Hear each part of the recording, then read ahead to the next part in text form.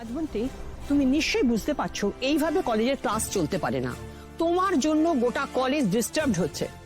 তুমি নিশ্চয়ই চাও না যে কলেজের রেপুটেশন নষ্ট হোক, পড়াশোনা বন্ধ থাক। আমি তোমাকে আগের দিনই বলেছিলাম আপাতত কিছুদিন তুমি ক্লাসে আসা বন্ধ রাখো, কিন্তু তুমি কি করলে? আমাকে উকিলের চিঠি ধরিয়ে দিলে। এখন নিজেই দেখছো তো তোমার ক্লাসমেটরা কোনোভাবেই তোমাকে অ্যাকসেপ্ট করতে চাইছে না। কিন্তু ম্যাডাম, আমি কি দোষ করেছি? আর সবাই যে আমার সঙ্গে ক্লাস করতে চাইছে না সেও তো নয়। চুপ করো। কে কি করেছে আমি জানি, আর তুমি কি করেছো আমি সেটাও জানি। আমি কি করেছি ম্যাডাম? তুমি কি করেছো? এক মিনিট দেখো, দেখো তুমি কি করেছো। তোমরা সবাই শোনো, এক্ষুনি শোনো। তোমরা আমাকে দোষী ঠকালে, তাই তো? আমার কাছে প্রমাণ নেই তাই আমাকে দোষী বলে সাজিয়েছিল। আমি জানি আমি কোনো ভুল করিনি, আমি কোনো দোষ করিনি। আমি আদালতের ওপর ভরসা করি, আমি জানি ওরা ঠিক বিচার করবে। আর সেদিন তোমরা সবাই সত্যিটা জেনে যাবে। সরি ম্যাডাম, আমার ওইভাবে বলা উচিত হয়নি। সবকিছু না সরি বললে শেষ হয়ে যায় না লাজবন্তী। তুমি কোন অধিকারে কলেজ গ্রাউন্ডে প্রেসকে অ্যাড্রেস করলে? কলেজ অথরিটি জানলো না আর তুমি প্রেস কনফারেন্স করে ফেললে।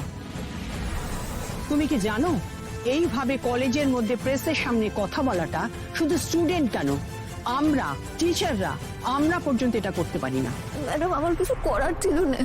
কলেজে ঢোকার পরই ওরা সবাই আমাকে কোথার থেকে ঘিরে ধরলে আমি বুঝতে পারিনি কো। ওরা হয়তো আগে থেকেই কলেজের ভেতরে বসেছিল আমাকে ধরবে বলে। ওরা কে কোথায় কিভাবে ছিল আমার সেগুলো জানার কোনো দরকার নেই লাজবন্তী। মাই কোয়েশ্চেন ইজ, তুমি ওদের সঙ্গে কথা বললে কেন? ম্যাডাম, আমি সত্যি ওদের সঙ্গে কথা বলতে চাইনি। আর প্রথমে আমি কথা বলছিল মনে, কিন্তু কিন্তু ওরা যা ইচ্ছে তাই বলছিল আমাকে, আমিও সইতে পারিনি, তাই আমি বলে ফেলেছিলাম কথা।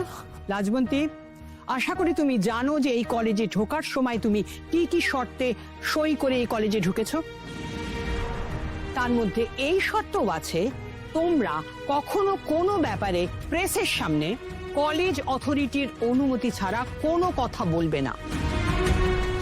বললে স্ট্রিক্ট ডিসিপ্লিনারি অ্যাকশন নেওয়া হবে। ম্যাডাম, আমি সরি, আমার ভুল হয়ে গেছে। তোমার সরি শুনে আমি কি করব?